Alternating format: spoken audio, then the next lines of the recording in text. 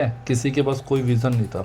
कमल गुप्ता जी पहले दिन से एक विजन लेके चले थे। तो क्या जिंदल हाउस के पास विजन नहीं था? सावित्री जिंदल यहाँ से विधायक रही, क्या उनके पास विजन नहीं था? वो बिना विजन की विधायिका रही और अब दोबारा से बन गई। संगठन के जो भी आदेश आएंगे सिर्फ वही होगा। तो क्या सिर्फ संगठन के आदेश ही सर्वोपरि हैं? क्या खुद का कोई अस्तित्व नहीं है राजनीतिक मैदान के अंदर? नहीं, अगर संगठन आदेश देगा तो बिल्कुल उठना चाहते हैं। मेयर चुनाव की इच्छा रखते हैं? हाँ, मेयर के लिए वो बिल्कुल रखते हैं। पिछली बार आपकी माता श्री ने भी चुनाव लड़ा था, पार्षद का चुनाव लड़ा था, और वो पार्षद का चुनाव भी हार गई थी एक वार्ड के अंदर। अब मान के चलिए एक वार्ड आप नहीं जीत पाए, तो 20 वार्ड अब की बार जो है मेयर चुनाव के लिए होंगे। किस तरीके से जो है लगता है कि जीत जाएं? नमस्कार, मैं हूं अंकिता सिंह और आप देख रहे हैं सिटी बिग न्यूज। भाई, नगर निगम का चुनाव है और कई धुरंधरों ने जो है कमर कस ली है, और आज इन्हीं धुरंधरों में से एक मेरे साथ हैं वैभव विदानी जी। साहब, स्वागत करती हूँ सिटी बिग न्यूज पर आपका। धन्यवाद आपका भी। बता दें आपको कि वैभव विदानी जी को हाल ही में सम्मानित किया जा चुका है भारतीय जनता पार्टी की तरफ से। बहुत सारे सदस्य जो है, या यूं कहिए कि हिसार शहर में सबसे ज्यादा सदस्य इन्होंने भारतीय जनता पार्टी के साथ जोड़े हैं। सिर्फ इतना ही नहीं, बल्कि एक पहचान और भी है कि इलाके के अंदर अनिल विज के सबसे करीबी माने जाते हैं, और अब जो है नगर निगम के मेयर चुनाव के लिए कमर कस ली है, तैयारियां पूरी हैं, ऐसे जिक्र हैं। इनसे बातचीत करेंगे, जानेंगे क्या है अंदर की खबर। तो साहब, शुरुआत सबसे पहले करते हैं कि नगर निगम को लेकर के क्या तैयारियां चल रही हैं, अब की बार क्या मन बनाया हुआ है? देखिए, मैं एक भारतीय जनता पार्टी का बहुत छोटा सा कार्यकर्ता हूँ, और भारतीय जनता पार्टी हर चुनाव के लिए 24 घंटे 7 दिन तैयार है। हम जो भी चुनाव है, जो भी चैलेंज है, उसके लिए हम तैयार हैं। और जब संगठन का आदेश आएगा तो पूरी पार्टी चुनावों के लिए तैयार है। और जल्दी ही जितना समझ में आया है कि चुनाव होने वाले हैं, तो उसके लिए संगठन पूरी तैयारी कर रहा है अपना, और उसमें भी हम भी संगठन के साथ तैयारी, जो भी हमारी संगठन की तैयारी वो कर रहे हैं। जी, चलिए, ये संगठन की बात हुई है, वैभव विदानी की बात कर लेते हैं। चुनाव लड़ने की तैयारी पूरी है? चुनाव लड़ेंगे ही या फिर इंतजार टिकट का रहेगा? देखिए, भारतीय जनता पार्टी के अंदर पन्ना प्रमुख से लेकर जिला अध्यक्ष से लेकर प्रदेश अध्यक्ष तक सभी कार्यकर्ता चुनाव लड़ने की इच्छा रखते हैं, और सभी के सभी काबिल हैं। हमारे में जो शीर्ष नेतृत्व है, सिर्फ वही संगठन में तय करता है कि उपयुक्त प्रत्याशी सारे समीकरण देख के इस वक्त कौन है और कौन चुनाव लड़ेगा, कौन चुनाव नहीं लड़ेगा। जो भी संगठन का आदेश आएगा, उसके लिए मैं और मेरा पूरा परिवार वो उसी दिन वहीं पे खड़ा हो जाएगा। और जितनी बात रही पर्टिकुलर मेरी, तो संगठन ही मेरे लिए पहले था, संगठन ही अब है, संगठन ही आगे रहेगा। तो सिर्फ और सिर्फ संगठन के आदेश ही मान्य है, और संगठन के जो भी आदेश आएंगे सिर्फ वही होगा। तो क्या सिर्फ संगठन के आदेश ही सर्वोपरि हैं? क्या खुद का कोई अस्तित्व नहीं है राजनीतिक मैदान के अंदर? आप कुछ भी समझिए कि अस्तित्व है या नहीं है, ये भी संगठन तय करेगा कि अस्तित्व वाकई है या नहीं है। क्योंकि मैं अभी नहीं है कि मैं इन्हीं, जब सरकार आई है तब इस संगठन से जुड़ा हूँ। मेरे दादाजी 1966 से जनसंघ से जुड़े हुए हैं।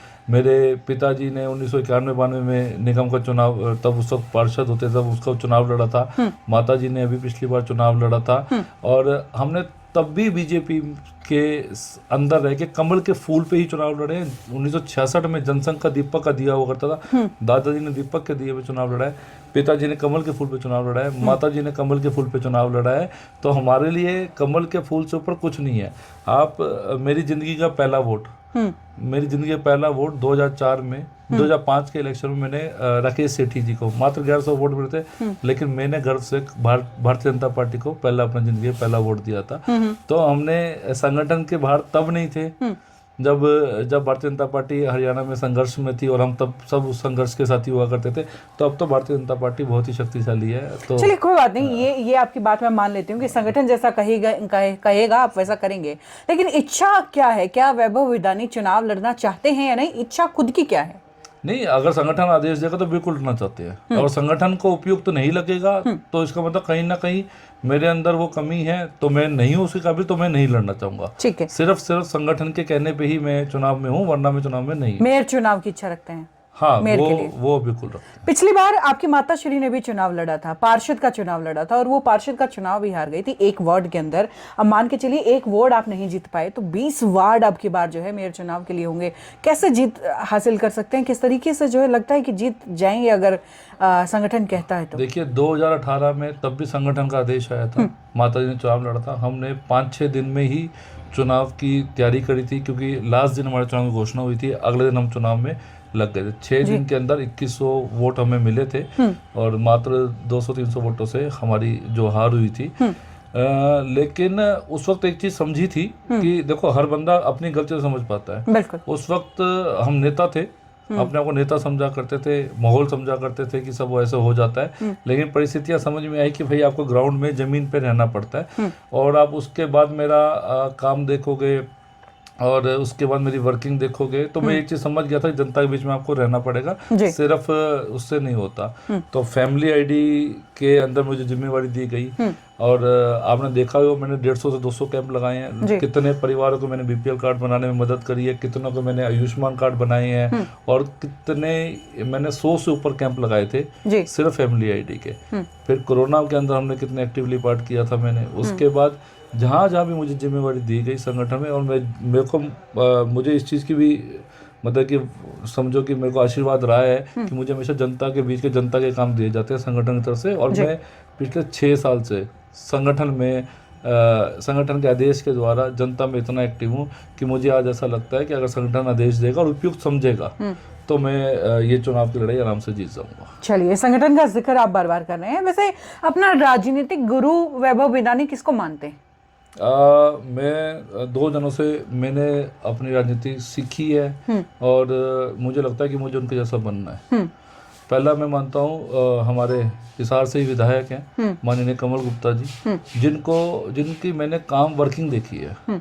आप कोई भी माहौल हो, कुछ भी हो, वो इतने पॉजिटिव वाइब्स के साथ काम करते हैं, इतना कॉन्फिडेंस है उनके अंदर और उनको काम कराने की जो उनमें कला है, जितना काम उन्होंने किया है इस 10 साल के अंदर मुझे नहीं लगता किसी ने किया। फिर विज साहब, अनिल विज जी, मैंने उनके साथ भी बहुत रह के ये देखा कि कैसे कार्यकर्ताओं को वो अपने साथ जोड़ के रखते हैं कि आज वो 7 चुनाव जीत चुके हैं, 8 चुनाव जीत चुके हैं। तो उनका कारण ये है कि कार्यकर्ता उनके साथ बहुत अटैच है और वो खुद कार्यकर्ताओं के साथ अटैच है। आप देखिए वो मंत्री रहते हुए भी अपनी कोठी वहाँ नहीं लेते हैं चंडीगढ़, कोठी जो भी है वो उनके अम्बाला ही है। वो हर वक्त कार्यकर्ता के पास रहते हैं। हर उनके हजारों एग्जाम्पल मैंने देखे हैं, अपने आंखों के सामने देखे हैं कि किस तरह वो कार्यकर्ता को एक बना कर रखते हैं और कार्यकर्ता को लिए कुछ भी करने को तैयार है।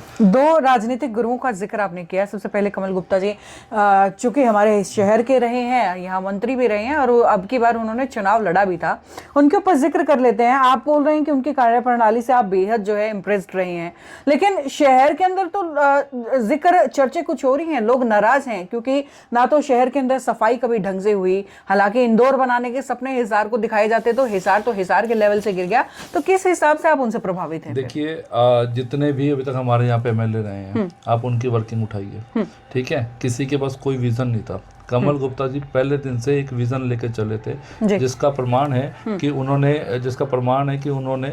आप एयरपोर्ट जैसी उपलब्धि हमारे हिसार शहर के अंदर लेके आए हैं। आप कहीं पे 4-5 जगह एरिया पता कर लीजिए, जो ग्रोथ हिसार में हुई है वो उनके टाइम में ही हुई है। मुझे बहुत अच्छे से याद है कि मैं रेलवे रोड पे मेरे फादर की क्लिनिक हुआ करती थी, वहाँ पे 3 पोल लगे हुए थे।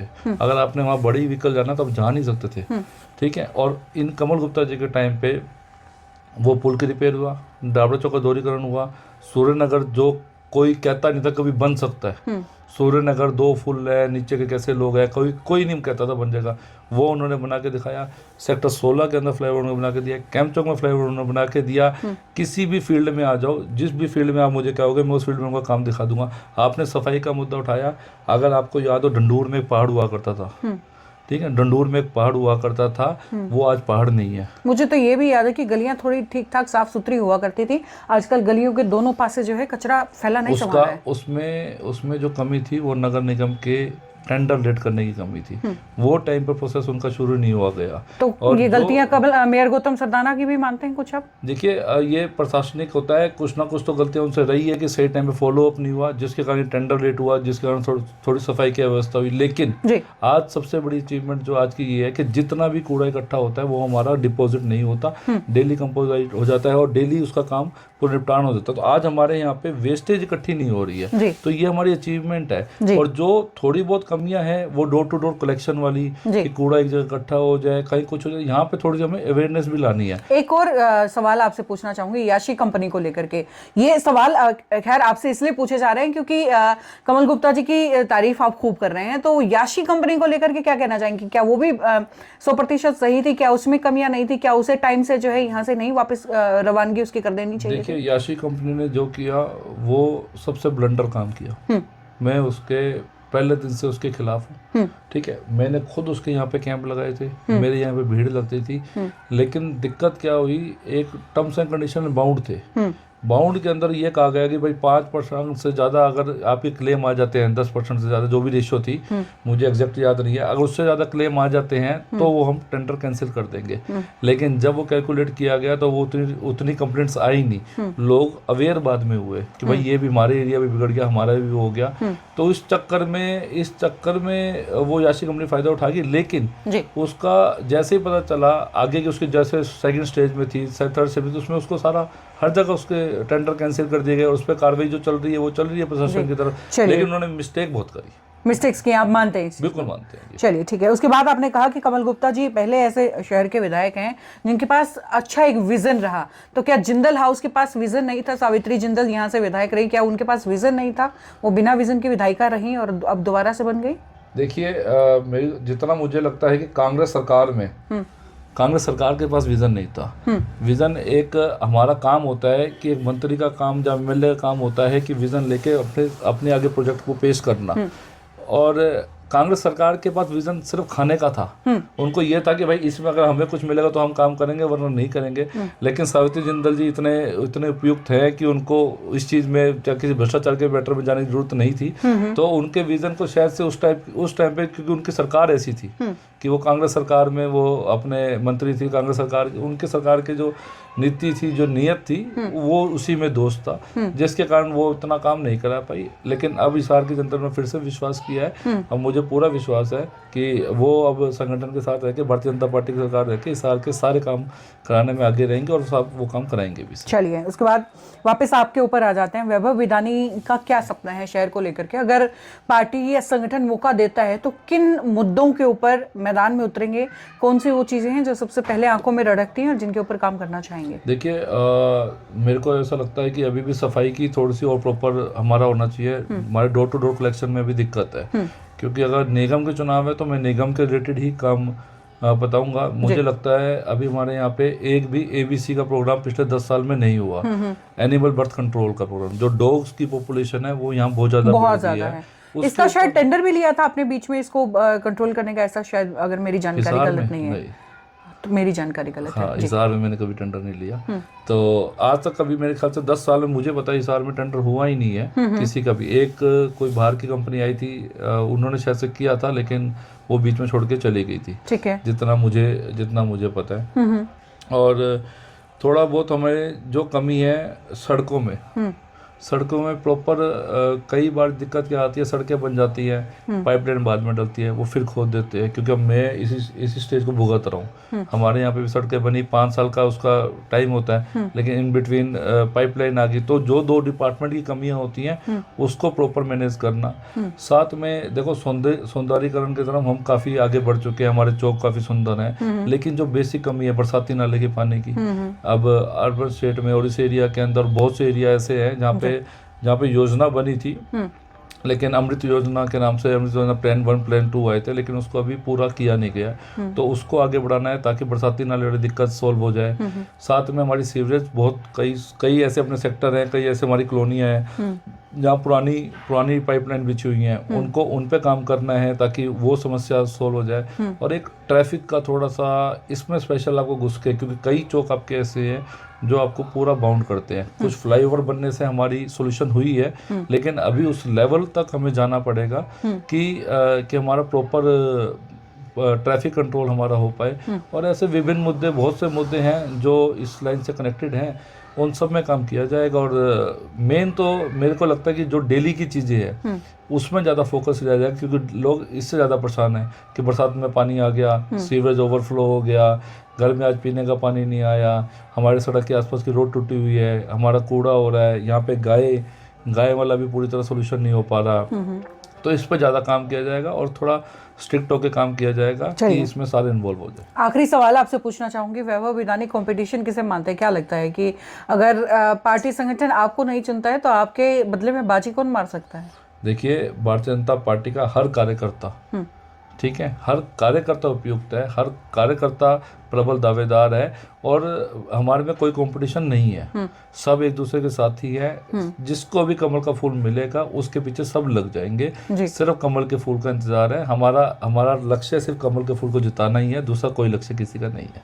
चलिए, बहुत बहुत शुक्रिया आपका हमारे साथ जुड़ने के लिए। तो भाई ये है मेरे साथ वैभव विदानी, जिनसे सवाल जवाब का सिलसिला जो है अभी चला है। खैर, लगातार इसी तरीके से सिलसिला आगे भी जारी रहेगा। बस देखते रहिएगा सिटी बिग न्यूज़। नमस्कार और एक बार फिर से आपका बहुत बहुत धन्यवाद।